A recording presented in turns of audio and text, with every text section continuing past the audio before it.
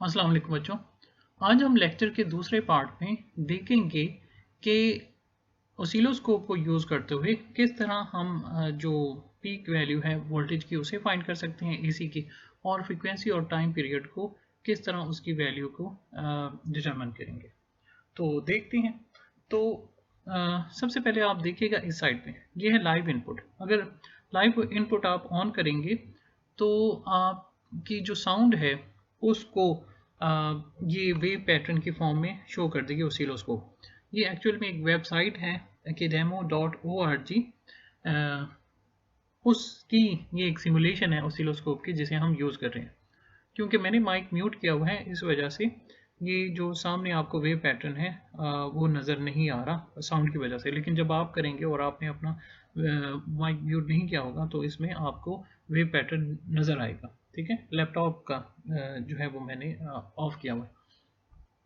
अब हम wave form की तरफ आते हैं। अब ये देखिएगा साइन वेव एम्पलीट्यूड, ये उस वक्त हम ऑब्टेन करते हैं जब हम एसी सिग्नल प्रोवाइड करते हैं। तो ये वेव फॉर्म बन गई। ठीक है, ये आपने जो मैंने पिछला लेक्चर था उसमें भी मेरे लैपटॉप पे भी आपने जो पिछला लेक्चर था उसमें आपने देखी होगी।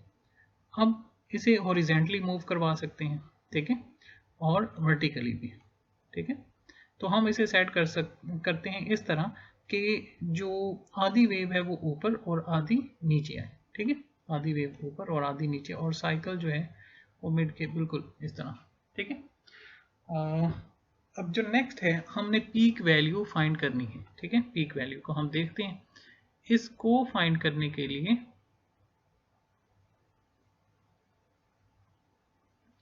हम क्या करते हैं, देखें कि ये है हमारा ये पॉइंट।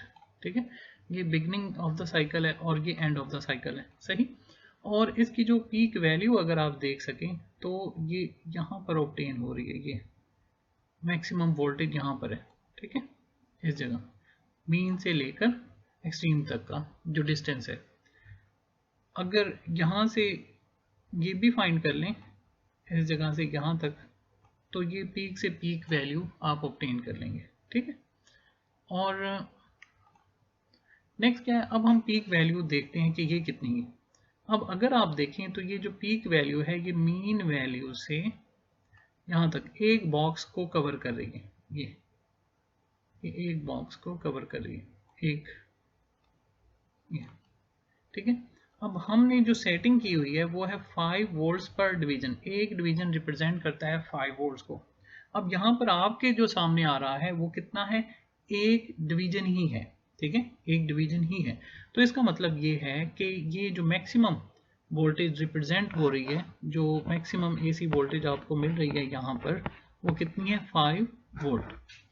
अच्छा, जब आप एसी वाला चैप्टर पढ़ेंगे तो उसमें V R M S root mean square value होगी, तो वो क्या होती है वो हम नेक्स्ट देखेंगे। ठीक है, अभी जो है वो हम पीक वैल्यू देख रहे हैं मीन से लेकर, तो वो हमें कितनी ऑब्टेन हुई, 5 वोल्ट। अगर आप इस चीज़ को चेंज करेंगे, ठीक है, अगर आप चेंज करेंगे स्केल को, तो आप देखेंगे कि जो पैटर्न है वो भी क्या हो जाएगा, चेंज हो जाएगा। वो कैसे चेंज होता है इसको हम देखते हैं। मिसाल के तौर पे मैं स्केल चेंज करूँ, इसको मैं करता हूँ 2 वोल्ट्स में, तो देखें अब एक बॉक्स रिप्रेजेंट कर रहा है किसको, 2 वोल्ट्स को। तो अब आप देखें कि वैल्यू है वही 5 वोल्ट्स, क्योंकि आपने जो इनपुट दिया है वो कितना है, ये देखिए, ये यहाँ पर आपने इनपुट जो दिया था वो कितना है, 5 वोल्ट, अगर आपको याद हो। अब एक डिवीजन किसको रिप्रेजेंट कर रहा है, 2 वोल्ट्स को। एक डिवीजन 2 वोल्ट्स को रिप्रेजेंट कर रहा है जो एक बॉक्स है। तो यहाँ से लेकर यहाँ तक एक डिवीजन हो गया, मीन से लेकर ये, तो ये हो गए 2 वोल्ट्स। फिर यहाँ से लेकर यहाँ तक ये कितने हो गए, 2 मजीद 2 वोल्ट। ठीक है, और ये ऊपर जो बॉक्स है ये आधा है, पूरे बॉक्स का हाफ है। ठीक है, तो क्योंकि एक डिवीजन रिप्रेजेंट कर रहा है 2 वोल्ट्स को, तो ये 2 वोल्ट्स, ये वाले भी 2 वोल्ट्स और ये वाला 1 वोल्ट, तो मिलकर कितने बने, वही 5 वोल्ट्स ही बन गए। ठीक हो गया, ये 5 वोल्ट्स ही बने। तो ये डिपेंड करता है जो पैटर्न बनता है ऑसिलोस्कोप की स्क्रीन पर, ये डिपेंड करता है कि आप स्केल को क्या चूज करते हैं, अलोंग एक्स एक्सिस और अलोंग वाई एक्सिस। ठीक है, तो ये डिपेंडेंट है। अब इसी तरह बचे, अगर मैं इसको 2 वोल्ट्स के बजाय 10 वोल्ट्स कर दूं, ठीक है, तो आप देखें कि पहले एक बॉक्स रिप्रेजेंट कर रहा था, एक जो डिवीजन है वो रिप्रेजेंट कर रहा था 5 वोल्ट को। ठीक है, तो ये एक पूरा बॉक्स था। लेकिन अब अगर वो कर रहा है 10 वोल्ट को रिप्रेजेंट कर रहा है, ये तो ये पूरे का हाफ है, ये कि उसका हाफ है। ठीक है, तो इससे आप देख सकते हैं कि अगर पूरा 10 का है तो हाफ कितने का होगा, वो भी जाहिर है 5 वोल्ट का ही होगा। क्लियर है बच्चे? तो इस तरह आप अलोंग वाई एक्सिस अगर वोल्टेज की वैल्यू को फाइंड करें तो कोई भी वैल्यू है वो फाइंड कर सकते हैं। अब इसी तरह अब आ जाते हैं कि along x axis time period या फ्रीक्वेंसी को फाइंड करना।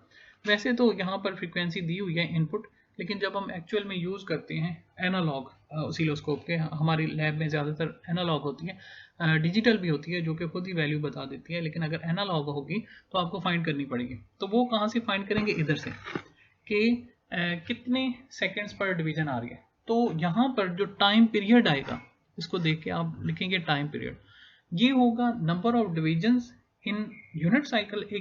एक साइकिल में कितने नंबर ऑफ डिवीजन्स आ रहे हैं अलोंग एक्स एक्सिस। आप देखिएगा कि साइकिल शुरू हो रहा है यहाँ से लेकर यहाँ तक, एक कंप्लीट साइकिल है। ठीक है, अब इसमें आप देखें कि कितने बॉक्सेस हैं। ठीक है, इसमें ये एक बॉक्स हो गया बच्चे, ये दूसरा हो गया, ये देखिए एक, ये दो, ये यहाँ से लेकर यहाँ तक तीसरा बॉक्स है, और यहाँ से लेकर यहाँ तक चौथा बॉक्स है। 4 बॉक्सेस आए हैं, 4 डिविजन्स आए हैं। तो कितने नंबर ऑफ डिविजन्स कितनी है, 4 मल्टीप्लाई पर डिवीजन। ठीक है, पर डिवीजन क्या रिप्रेजेंट हो रहा है, 1 मिली सेकेंड। तो ये कितना आ गया टाइम पीरियड, 4 मिली सेकेंड। तो अगर ये टाइम पीरियड आ गया तो फ्रीक्वेंसी भी फाइंड कर सकते हैं। फ्रीक्वेंसी किसके इक्वल होगी, फ्रीक्वेंसी इक्वल होगी 1 ओवर टाइम पीरियड के। ठीक है, तो ये 1 ओवर 4 मिली सेकेंड। मिली आपको पता है 10⁻³ ऊपर गया तो 10⁻3। 10⁻3 को क्या लिख सकते हैं, 1000 डिवाइडेड बाई 4, और उसका यूनिट क्या है फ्रीक्वेंसी का, हर्ट्ज। तो ये कितना आ जाएगा 250 हर्ट्ज। ठीक है, तो इस तरह आपने ये जो वैल्यू आई वो आपने फाइंड कर ली। ठीक है, तो आप इसके ज़रिए टाइम पीरियड और फ्रीक्वेंसी को फाइंड कर सकते हैं। ठीक है, तो इस तरह कोई भी वैल्यू हो वो आप फाइंड कर सकते हैं, प्रोवाइडेड का आपको जो बेसिक मेथड है वो पता होना चाहिए। अब जो नेक्स्ट है, अगर हम अलोंग एक्स एक्सिस चेंज करें वैल्यूज़ को, तो आप देखेंगे अलोंग एक्स एक्सिस अगर मैं चेंज कर सकूं, ये वाली 1 मिली सेकेंड 2 मिली सेकेंड करें, ये देखिए। ठीक है, 2 मिली सेकेंड्स में ये देखिए यहाँ से लेकर यहाँ तक एक, अब 2 बॉक्सेस के अंदर वो एक साइकिल आ रहा है। इसी तरह अगर मैं और चेंज करूँ से कि 500 माइक्रो सेकेंड्स है, ठीक है, 50 माइक्रो सेकेंड्स है, सही, तो मीन के ये 5 मिली सेकेंड है। ठीक है, तो इस तरह आप मुख्तलिफ जो है वो वैल्यूज़ के ज़रिए फाइंड कर सकते हैं। अच्छा बच्चों, एक और बात जो आपने याद रखनी है कि अगर डीसी वोल्टेज है तो पैटर्न जो है वो इस तरह का होगा, उसमें एक फ्लैट स्क्रीन आपको नज़र आएगी, लाइन जो है वो आपको नज़र आएगी, और ये भी रिप्रेजेंट करेगी जितने वोल्ट्स पर डिवीजन आप लेंगे उसके हिसाब से। ठीक है, तो जैसे कि फ़र्ज़ करें अगर 5 वोल्ट्स पर डिवीजन रिप्रेजेंट कर रहे हैं, 5 वोल्ट पर डिवीजन पे आपने स्केल सेट किए हैं, तो आप देखें कि जो मेन आपकी लाइन है उससे ये कितने डिस्टेंस पर है। तो ये है, अगर एक बॉक्स पे है, एक डिवीजन पे है, तो 5 वोल्ट को रिप्रेजेंट कर रहा है, तो ये भी स्केल पे डिपेंडेंट होगी। तो लेकिन इसका पैटर्न वैसा नहीं होगा जैसा कि एसी वोल्टेज का था। ठीक है, और आप देखते हुए कि मेन जो आपका ओरिजिन था उससे कितने डिवीजन्स के डिस्टेंस पर है, उसके हिसाब अलोंग वाई एक्सिस वो आप फाइंड कर लेंगे, जबकि इसकी फ्रिक्वेंसी 0 होगी क्योंकि इसमें आप देख रहे हैं कि वो जो साइकिल्स हैं वो प्रोड्यूस नहीं हो रहे। नेक्स्ट बच्चों जो हम देखने लगे हैं ये है टाइम बेस्ड जनरेटर से। अब टाइम बेस्ड जनरेटर कैसे काम करता है इसको हम देखेंगे।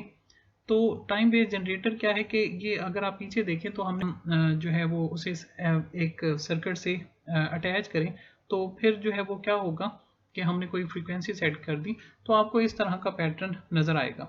अगर आप बैक साइड पे देखें तो क्या हो रहा है, बैक साइड पे इलेक्ट्रॉन जो है क्योंकि हमने वाई पे कोई आउटपुट नहीं दी तो इस वजह से कोई भी जो है अलोंग वाई एक्सिस मूवमेंट नहीं हो रही, ठीक है।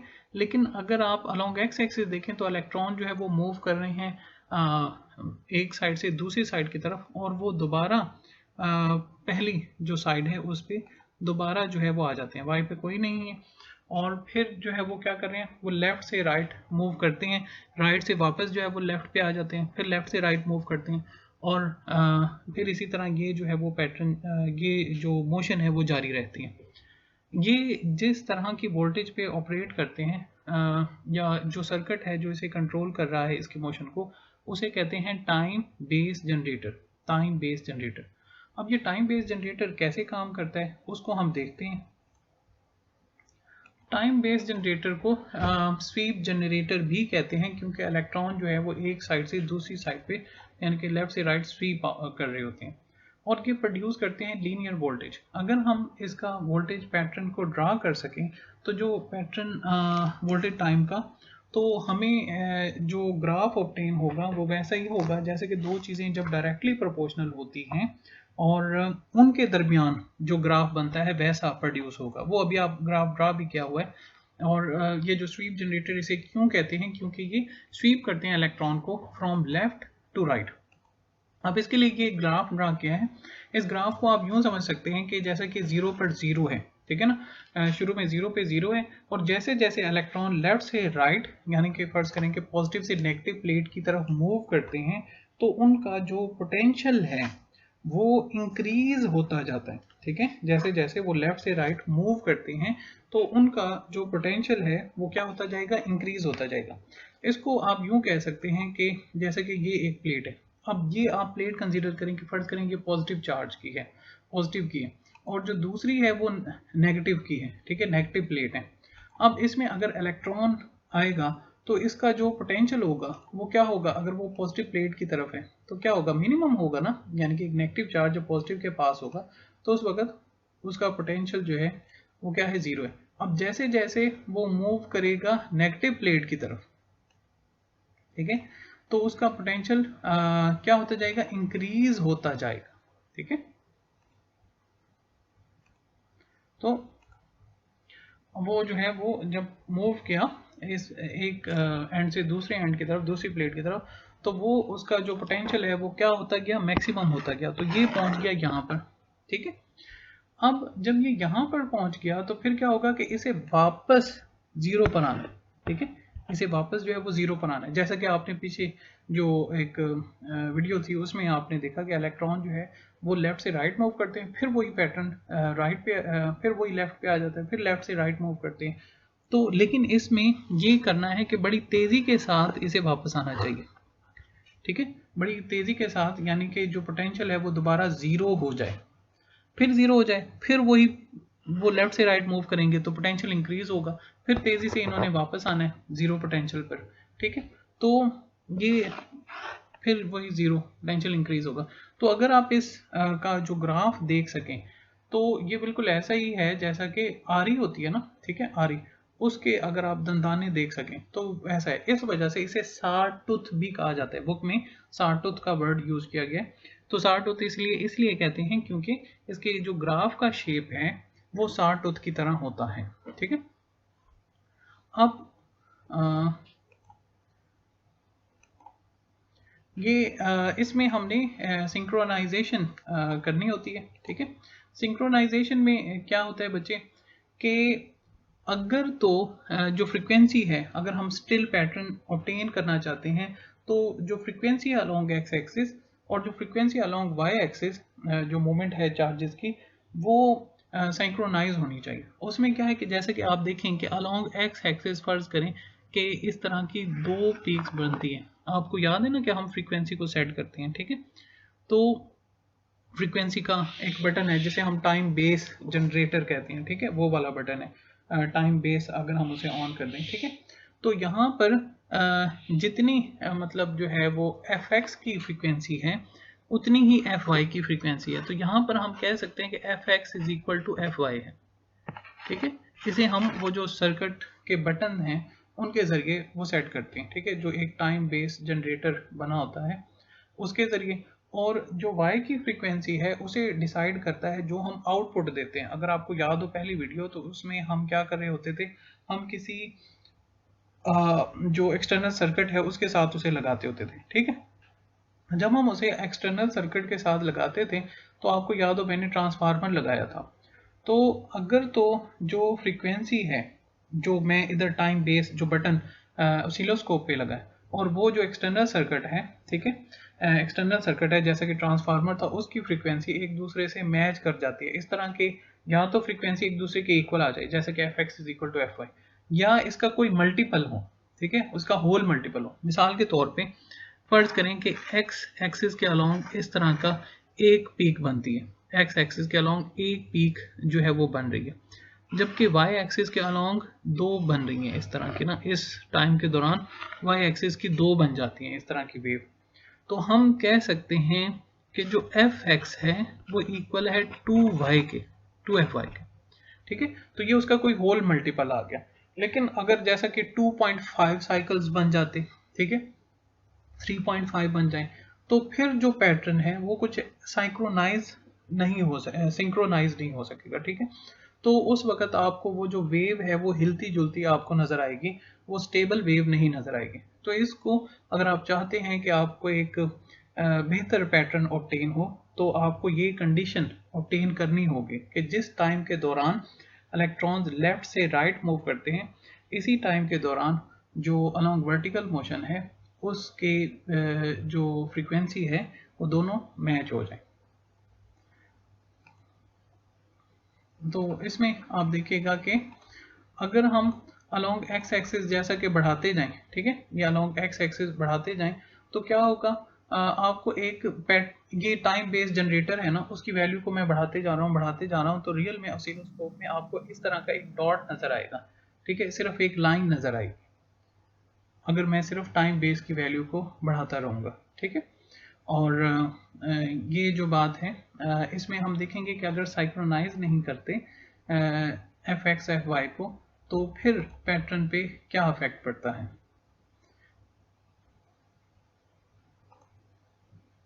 ये ठीक है। तो इस तरह की आपको पैटर्न ऑब्टेन हो सकता है अगर आप सिंक्रोनाइजेशन को फॉलो नहीं करते, जिसमें एफ एक्स और एफ वाई एक दूसरे के इक्वल या एक दूसरे के होल मल्टीपल के इक्वल नहीं आते।